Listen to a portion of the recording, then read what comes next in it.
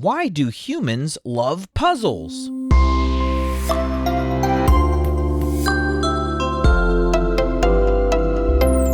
Hi, welcome to Curious Kids Every Day. I'm Josh. How are you doing today? It's so good to hear from you. Hey, I've got a puzzle for you today. Are you ready? All right, let's imagine you are in a dungeon and you're standing in front of two doors. One door leads to freedom and the other leads to more danger. You're trying to find the door that leads to freedom, of course, and you see two brothers. They're guarding the doors.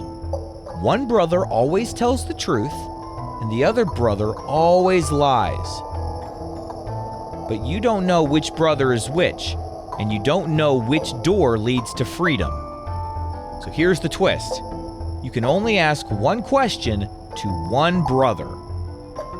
So what question do you ask to figure out which door leads to freedom?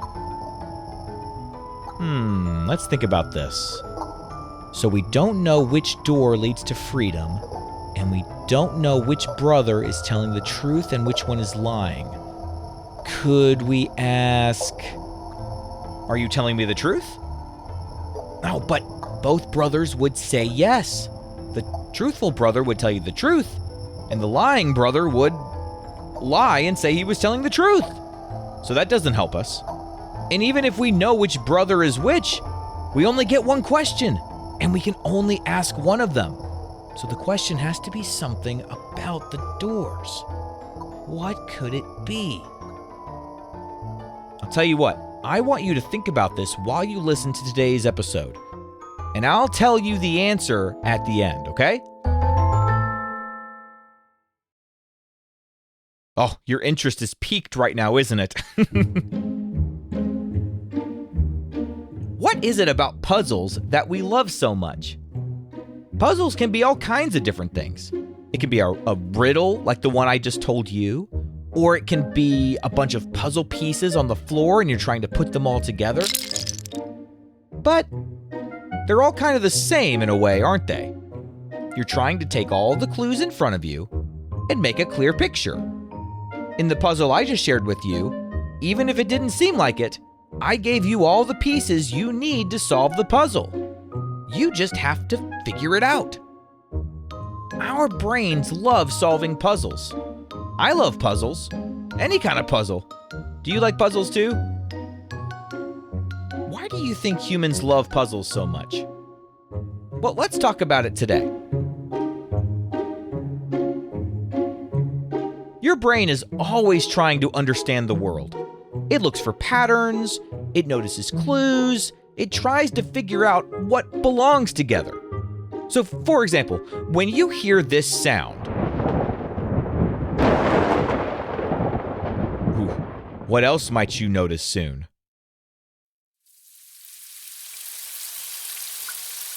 Yep, thunder is often accompanied by rain. At some point, your brain heard thunder and then saw rain for the first time, and you made that connection. Your brain solved a puzzle. So now when you hear thunder, your brain knows we're probably going to see rain soon. Your brain is constantly solving puzzles, or it's using the knowledge it gained from puzzles it's already solved. Like when you hear this sound. What does that mean? Yep, it means Curious Kids Every Day is over for the day. But the first time you heard that music, you didn't know that. But after hearing it for a couple of days in a row, your brain figured it out. It noticed a pattern. When I hear this music,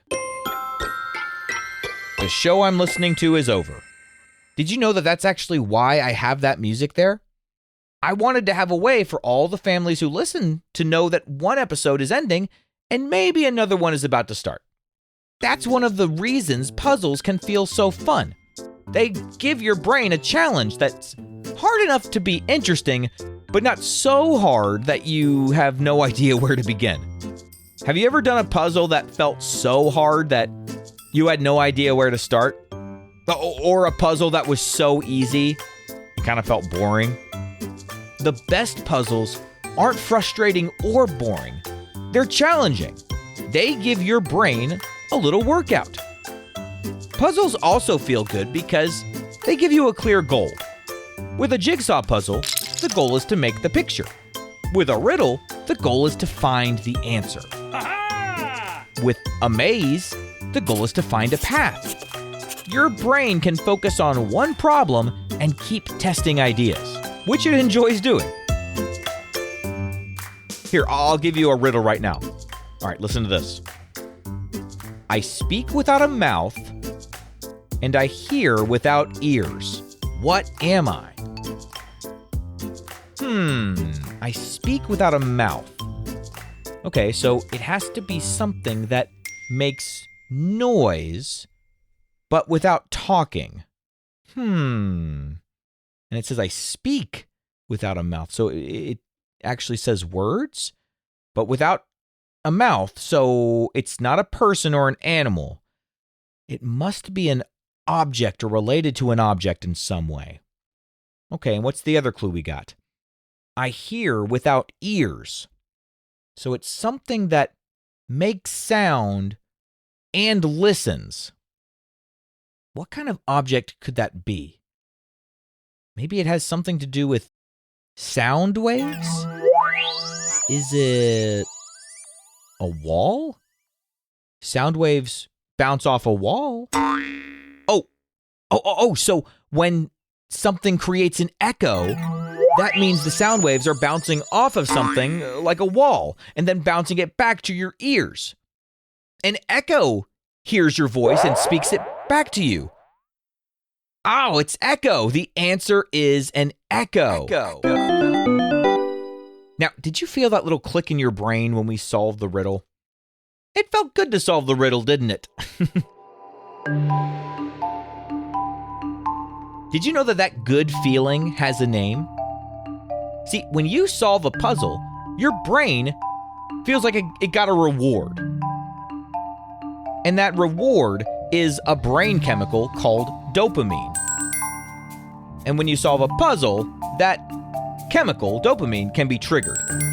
Yep, your brain has systems that help you notice when something is interesting or satisfying to figure out. Here, let's try one more. All right, listen to this one. It's a little more complicated. A farmer has a fox and a chicken and a bag of grain. He needs to cross a river in a boat, but the boat can only carry the farmer and one other thing at a time. Now here's what's tricky. If he leaves the fox alone with the chicken, the fox will eat the chicken. And if he leaves the chicken alone with the grain, the chicken will eat the grain. So how does he get everything across safely? Okay, well, maybe he takes the chicken first. That way the fox doesn't eat it. And the fox isn't going to eat the grain either, right? Okay, so he can only take one thing at a time. So he takes the chicken, and then he goes back and he takes the grain? Oh no, because the chicken will eat the grain. Okay, well, maybe he takes the fox next? Oh no, because the fox will eat the chicken while the farmer is going back for the grain. This puzzle seems impossible, doesn't it? But you know what? Sometimes the best puzzles are teaching you to think about things in a different way. Check this out. What's stopping the farmer from taking something back that he already took across the river? Here, let me explain it this way. What if the farmer first takes the chicken across, then goes back for the grain, takes the grain across, so now the chicken and the grain are together, but instead of leaving the chicken with the grain, now he takes the chicken back to the first side of the river so that the chicken doesn't eat the grain. And then he drops that chicken off and grabs the fox and brings the fox across the river. So now the fox and the grain have made it across, and now the farmer just has to go back one more time to get the chicken. That's how you solve that riddle.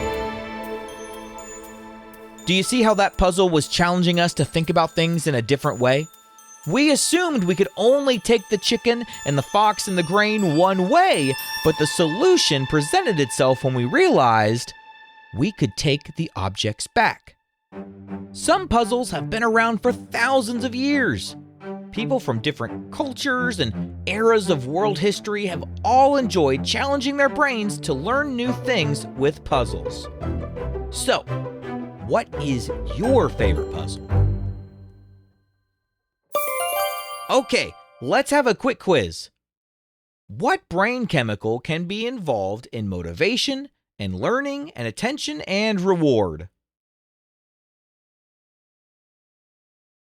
We call it dopamine. All right, would you rather solve a giant maze the size of a playground or a giant jigsaw puzzle the size of a grocery store? Oh, can you imagine doing a maze that was the size of a playground, just like walking through a maze all the way through a playground? That sounds really fun to me. I'm going to go with the maze this time. All right, let's play a round of What Am I? What am I? I am a small piece of information. You use me to help solve a mystery. And detectives are always on the hunt for me. What am I? I am a clue. Okay, are you ready for the answer to the puzzle from the beginning? Remember, you are standing in front of two doors. One leads to freedom, one leads to danger. One brother always tells the truth, one brother always lies. And you can only ask one question to one brother, and you don't know which door is which. So you're trying to figure out which door to go through, and you can only ask one question to one brother. One always tells the truth, one always lies. So what is the question you ask? Did you figure it out? Okay, I'm going to tell you the question you ask. Here's the question, and you can ask either brother this question, and it'll give you the answer. Are you ready? Here's the question. If I asked your brother which door leads to freedom, which door would he point me to? Why does that give you the answer? Well, let's think about it. Because if you ask the truthful brother, which door would your brother say leads to freedom? He will truthfully tell you which door the lying brother would point to. And the lying brother would point to the wrong door. And if you asked the lying brother, he will lie about which door the truthful brother would point to. The truthful brother would point to the right door, so the lying brother points you to the wrong door. Either way, the answer you get points to the wrong door, so you have to choose the other door. Whew, pretty tricky, huh? What kind of question do you think we'll ask tomorrow on Curious Kids Every Day? I can't wait to find out. So until then, keep asking questions and stay curious, kids. And we've got some birthdays today. Today is Alyssa's birthday. Alyssa is from Singapore and Alyssa is turning 7. Happy birthday, Alyssa. Layla is from Michigan and Layla is turning 7. Happy birthday, Layla. Maayan is from New York and Maayan is turning 5. Happy birthday, Maayan. Timmy is from Washington State and Timmy is turning 5. Happy birthday, Timmy. Isaac is from North Carolina and Isaac is turning 9. Happy birthday, Isaac. Samuel is from North Carolina and Samuel is turning 9. Happy birthday, Samuel. Maybe those are twins. Olivia is from Texas and Olivia is turning 6. Happy birthday, Olivia. Rowan is from Maine and Rowan is turning 4. Happy birthday, Rowan. Ayal is from Colorado and Ayal is turning 6. Happy birthday, Ayal. Eloise is from California and Eloise is turning 5. Happy birthday, Eloise. Bennett is from New Hampshire and Bennett is turning 7. Happy birthday, Bennett. And Niall is from Virginia and Niall is turning 4. Happy birthday, Niall. To all the grown-ups listening, if your curious kid wants their birthday mentioned on the show, please visit supportcuriouskids.com and join the Curious Kids Club. That's supportcuriouskids.com. See you tomorrow.